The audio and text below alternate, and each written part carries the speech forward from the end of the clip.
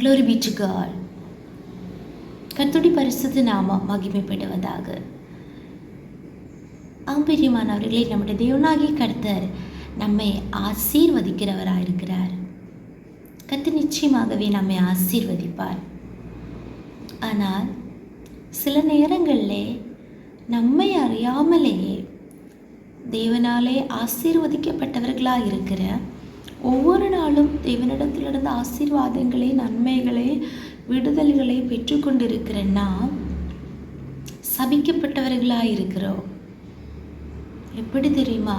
நம்முடைய தேவனாகிய கர்த்தராகிய இயேசு கிறிஸ்துவனிடத்திலே ஒருவன் அன்பு கூறாமற் போனால் அவன் சபிக்கப்பட்டவனாக இருக்க கடவன் என்று வேத புத்தகம் நமக்கு கற்றுக் கொடுக்கிறது.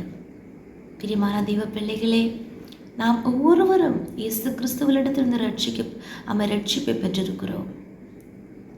கிறிஸ்தவர்களாகிய ஒவ்வொருவரும் இயேசுவை ஆராதிக்கிறார்கள், இயேசுவை விசுவாசிக்கிறார்கள். இந்த உலகத்தில் உள்ள அனைத்து மக்களும் இயேசுவை தான் விசுவாசிக்க வேண்டும். ஆனால் பிலீஃப் மட்டும் கிடையாது. ஆமென்.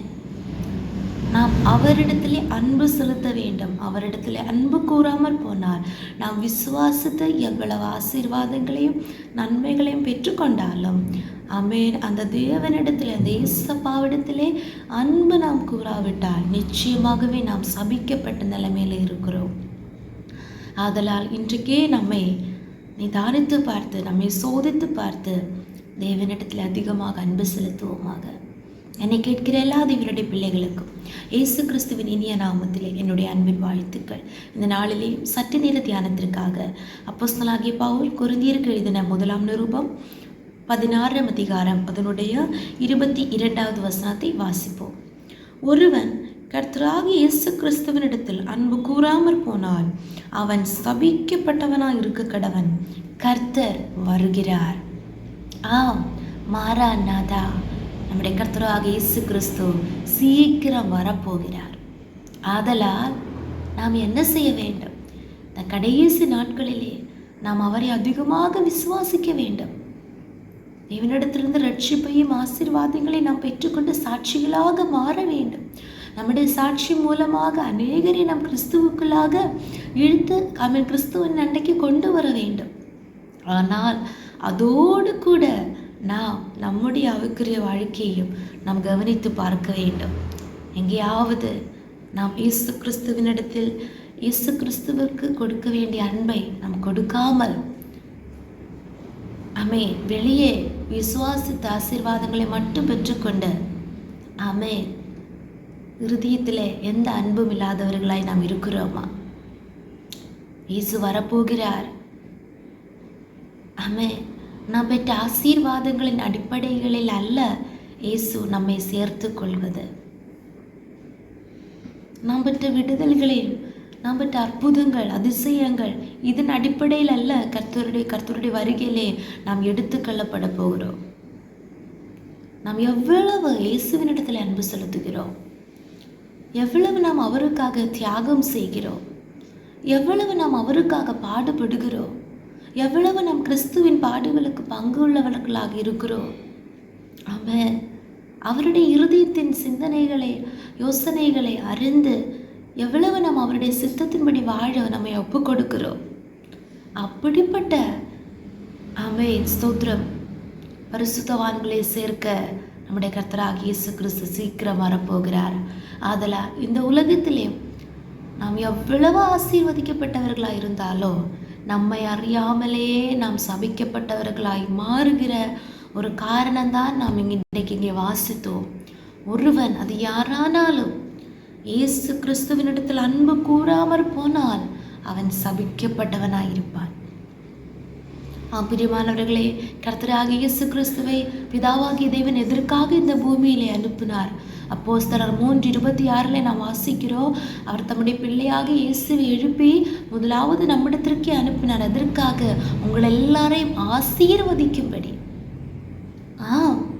அந்த ஆசீர்வாதத்தை தரும்படியாகவே இயேசு கிறிஸ்துவை அனுப்பியிருக்கிறார்.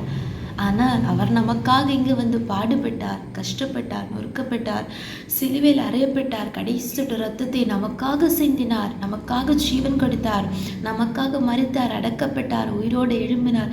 இப்போது நமக்காக பிதாவின் வலது பாரிசத்திலிருந்து நமக்காக பட்சபாதம் பண்ணி கொண்டிருக்கிறார். நம்மை சேர்க்க அவர் சீக்கிரம் வரப்போகிறார்.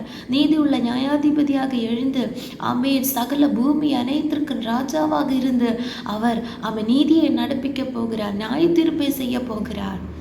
அந்த தேவனை நாம் பயப்படுவோமாக, அதோடு கூட அவரிடத்தில் நாம் அன்பு செலுத்த கடவோம். ஹல்லேலூயா. நிச்சயமாகவே உலகத்தில் என்னென்ன சோதனைகள், வேதனைகள், நம்முடைய சூழ்நிலைகள் எதுவானாலும் கிறிஸ்துவின் அன்பில் இருந்து நம்மை பிரிப்பவன் யார் என்று அப்போஸ்தலனாகிய பவுல் சொல்கிறது போல எந்த சூழ்நிலையிலையும் நாம் கிறிஸ்துவின் அன்பில் நிலைத்திருப்போம் என்றார். ஹல்லேலூயா. மற்றவர்களிடத்திலே நாம் அந்த அன்பை வெளிப்படுத்துவோம் என்றால் நிச்சயமாகவே நாம் ஸ்தோத்திரம் ஆசீர்வதிக்கப்பட்டவர்கள். ஹல்லேலூயா. மத்தேயு சுவிசேஷத்தில் இயேசு கிறிஸ்து சொல்லுகிறார், கர்த்தரால் ஆசீர்வதிக்கப்பட்டவர்களே என்று சொல்லி வலது பாரிசத்தவர்களை நிற்கிறவர்களை பார்த்து அந்த சந்தோஷத்திற்குள்ளே பிரவேசிக்க செய்வாராம். ஹல்லேலூயா. இந்த நாட்களிலே நம் பூமியிலே உலக பிரகாரம் ஆசீர்வதிக்கப்பட்டவர்களாக மட்டுமல்ல, தேவனால் ஆசீர்வதிக்கப்பட்ட இந்த ஆவிக்குரிய அனுபவத்தை பெற்றுக்கொள்ள கர்த்தர் நமக்கு ஒவ்வொருவருக்கும் கிருபை செய்வாராக. ஜெபிப்போம். இயேசுப்பா ஸ்தோத்திரம். எங்கள் அளவில்லாமல் இயேசுத்தை வழி நடத்துகிற எங்கள் அன்பின் பரலோக பிதாவே, ஆசீர்வதிக்கப்பட்டதான அந்த காலை வேளைக்காக நன்றியோடு நம்ம துதிக்கிறோம், ஸ்தோத்திரிக்கிறோம். ராஜா, இந்த நாளிலே நேயர்களுக்கு தந்த நல்ல ஆலோசனைக்காக ஸ்தோத்திரம் அப்பா. ஆண்டவரே கர்த்தா, ஒவ்வொரு நாளும் உம்மிடத்திலே நாங்கள் அன்பு செலுத்த கடமைப்பட்டவர்களாக இருக்கிறோம் கர்த்தாவே. நேயர்களுக்காக எவ்வளவோ அற்புதங்களை செய்திருக்கிறதாவே, எல்லாவற்றுக்கும் மேலாக கர்த்தாவே அப்பா ஸ்தோத்திர, நீர் எங்களுக்காக ரத்தத்தை சிந்தி இருக்கிறீர்கள் தாவே. அப்பா, எங்களுக்காக ரட்சிப்பை தந்திருக்கிறீர் ராஜா. இயேசுப்பா ஸ்தோத்திரம். ஜீவன், சுகம், ஆரோக்கியத்தை தந்து ஒவ்வொரு நாள் எங்களை அதிசயமாக நடத்துகிறீர். உம்மிடத்திலே நாங்கள் அன்பு செலுத்திக்க தாவே, உண்மை மட்டும் அதிகமாக நேசித்து கர்த்தாவே உம்மோடு கூட உறவாடி அந்த அன்பில் நிலைநிற்க கர்த்தா எங்களை முற்றிலுமாக ஒப்பு கொடுக்குறங்க தாவே. குற்றங்கள் குறைகள் எல்லாவற்றையும் மன்னியுங்க. உடைய வருகைக்காக நாங்கள் ஆயத்தமாக்கப்பட உதவி செய்யுங்க. சம்பூர்ணமாக தாழ்த்துகிறோம். ஜெபத்தை கேட்டபடியால் ஸ்தோத்திரம். இயேசு கிறிஸ்துவின் நாமத்தினாலே ஜெபிக்கிறோம் எங்கள் ஜெபத்தை கேளும் நல்ல பிதாவே. ஆமென், ஆமென், ஆமென். கர்த்தர் இந்த வசனத்தின்படி நம்ம ஒவ்வொருவரையும் ஆசீர்வதிப்பாராக. ஆமென்.